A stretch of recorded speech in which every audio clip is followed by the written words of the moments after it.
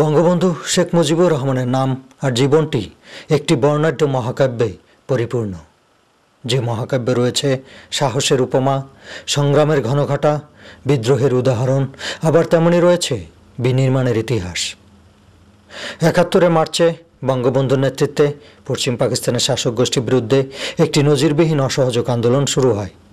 ৭ March তৎকালীন racecourse ময়দানের জনসমুদ্রে তিনি বজ্রকণ্ঠে ঘোষণা করেন, এবারের সংগ্রাম আমাদের মুক্তির সংগ্রাম, এবারের সংগ্রাম স্বাধীনতার সংগ্রাম।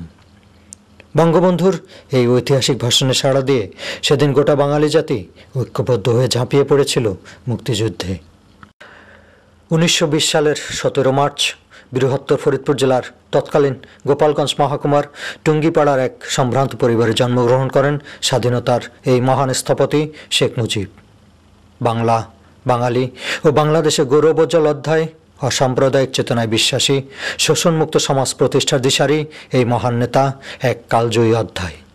আর তাই কবি লিখেছেন, যতদিন রবে পদ্মা মেঘনা গৌরী যমুনা বহমান, ততদিন রবে কীর্তি তোমার শেখ মুজিবুর রহমান।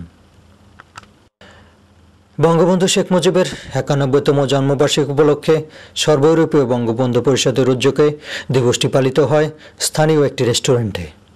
স্কটল্যান্ড আওয়ামী লীগের সহসভাপতি শাহনুর চৌধুরীর সভাপতিত্বে অনুষ্ঠানটি পরিচালনা করেন যুগ্ম সম্পাদক মাহমুদুল হাসান।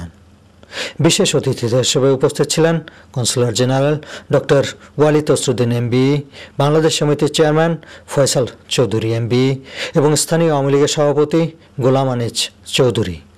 অনুষ্ঠানে আলোচনা করেন অভিষেক, মুস্তাফিজুর রহমান, ডাক্তার ফারুক আহমদ রিপন, ওসমান গনি, একরামুল হক, সেলিম তালুকদার, আব্দুর রহিম সহ আরও অনেকে। দোয়া মাহফিল পরিচালনা করেন হাফিজুল ইসলাম।